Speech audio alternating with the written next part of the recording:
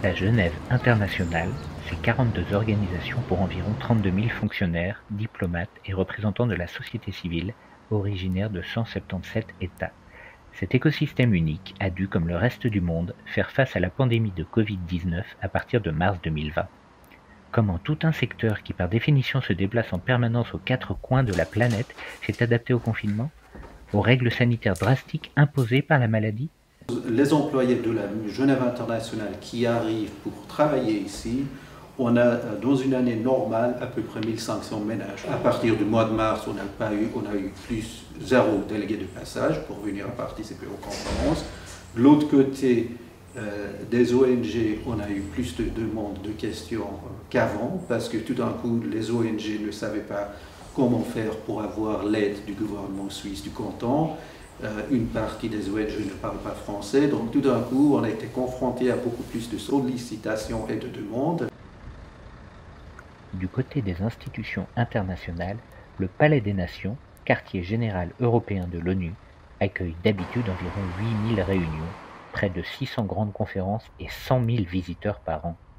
Mais à partir de la mi-mars 2020, celui-ci est totalement déserté. Une situation pas facile à vivre, notamment pour les personnes seules, n'ayant de relations sociales que par le biais de leur travail. Le social manquait. C'est les gens qui sont seuls, qui n'avaient plus de contact. Pour eux, c'était plus dur. Donc, on a aussi, moi, j'ai beaucoup veillé à ce que chaque superviseur puisse identifier les gens qui vont bien et les gens qui vont pas bien. Beaucoup de jeunes voix locaux se sentaient aussi très impactés par la situation.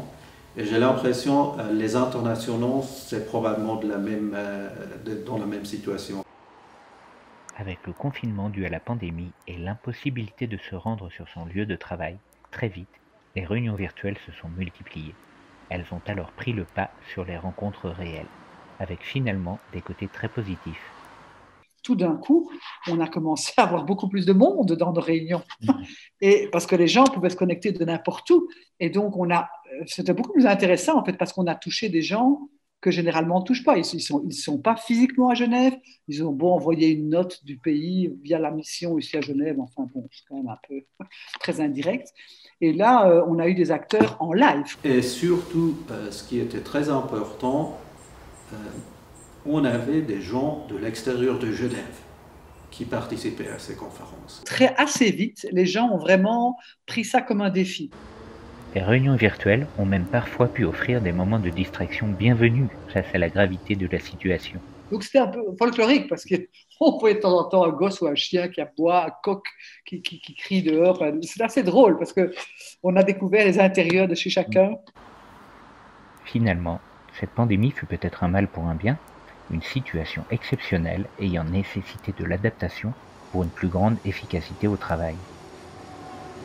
Oui, meilleure productivité, très grand engagement de la plupart des staffs qui ont travaillé aussi le soir, différemment, qui se sont vraiment bien adaptés. On a beaucoup appris, ça c'est une évidence. On a beaucoup travaillé et bien travaillé. Et je pense que ça va évidemment laisser des traces. Ça c'est sûr et certain. Pour la Genève internationale, le monde d'après ne sera donc pas tout à fait comme avant.